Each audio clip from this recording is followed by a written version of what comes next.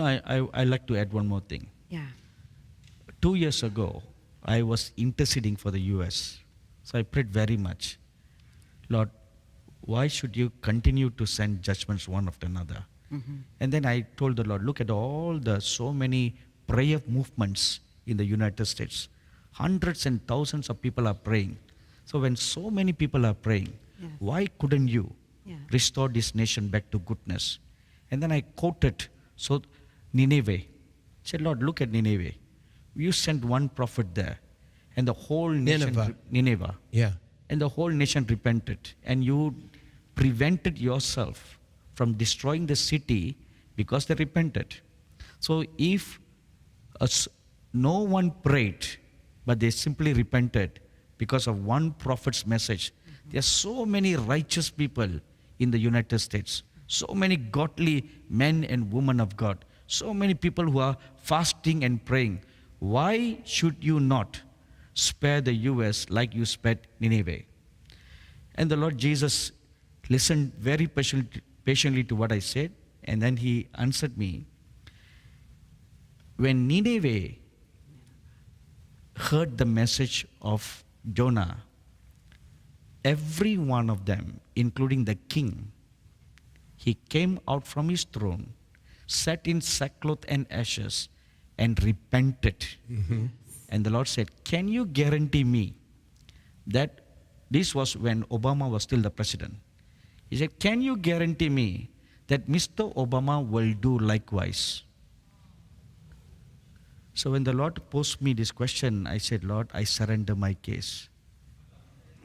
I don't think Mr. Obama will get out from the White House, sit in sackcloth and ashes, and pray together with the hundreds and thousands of intercessors who will pray for the US. And that is why I believe now God has brought Mr. Trump. Mr. Trump will do like what the king of Nineveh did. He will sit in sackcloth and ashes because he is God's man to stand in the gap for this nation. Wow. Wow.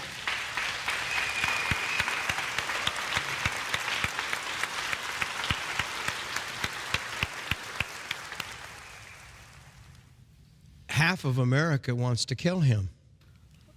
I heard about that. Yeah. That is why it is very, very important for all the Christians to pray for Mr. Trump.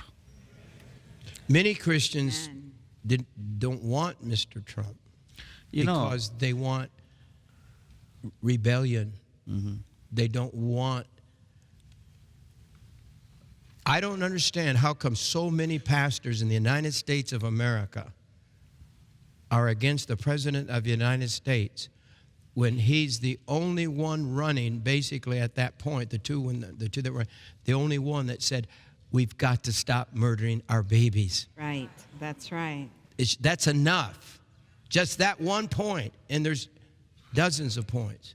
But that point of the man says, we must stop murdering our babies.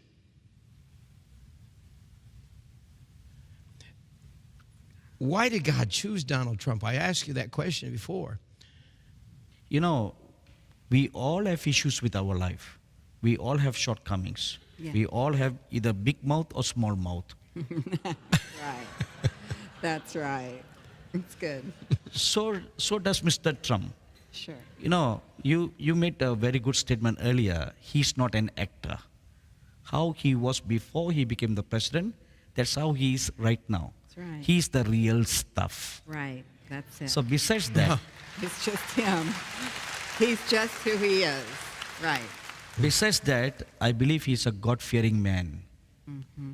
And for that reason, God has chosen him to stand as the king of the nation.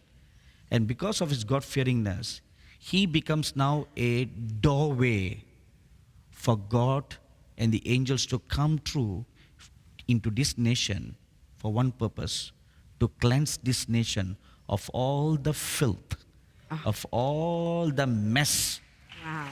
so that Amen. so that God can pour out His Spirit, His last days powers of the age to come upon this nation, so that this nation will once again become a God nation.